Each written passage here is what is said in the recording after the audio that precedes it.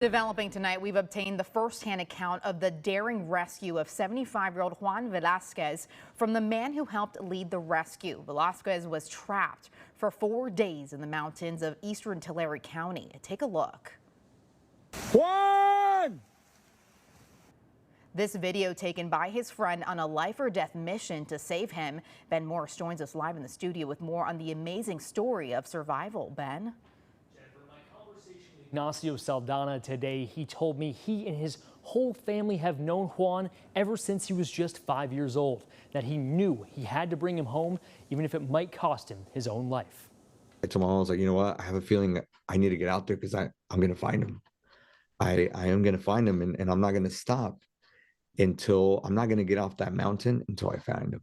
Ignacio Saldana Jr. says he was in Mexico for work and to train for an ultra marathon as his dad, younger brother, and other family members arrived in the Sierra National Forest in eastern Tulare County for their yearly hunting trip. This past Sunday, he got a message from his cousin that his longtime friend Juan had gone missing. He was like, hey man, you know what?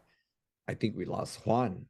It was like, I don't know, like 9 a.m. and it was early because they were only planning to go in there for like a short period of time. So he's like, we can't find him. Saldana helped by remotely looking at a map of the mountainous terrain, trying to direct his family to areas where Juan might be. As search and rescue crews arrived on Sunday, the hours passed and the day soon shifted to Monday. That night, Juan was still missing, and Ignacio knew he had to help. He got back to his hometown of Riverside around 1:30 Tuesday morning, grabbed his gear, and rushed to help in the search.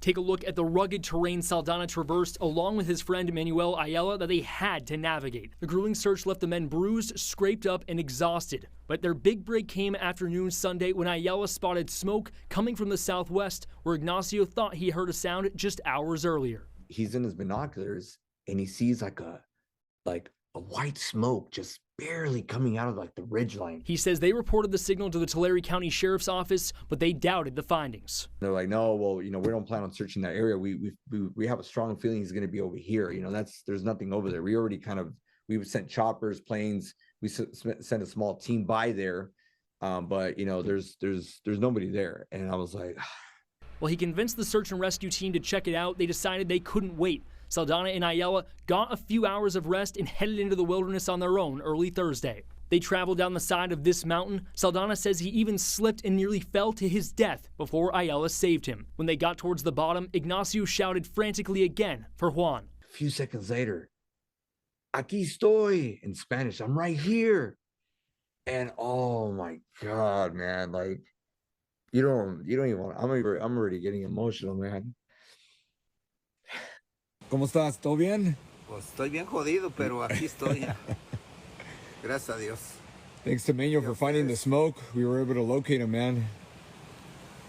Damn, dude, this is crazy. The men sending in their coordinates Thursday morning, leading to Juan's miraculous rescue by a chopper from CHP Fresno Division.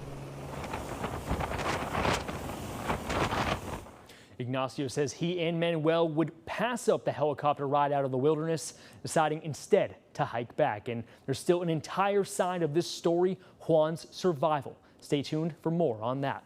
Reporting live in studio, Ben Morris, KC24, local news that matters.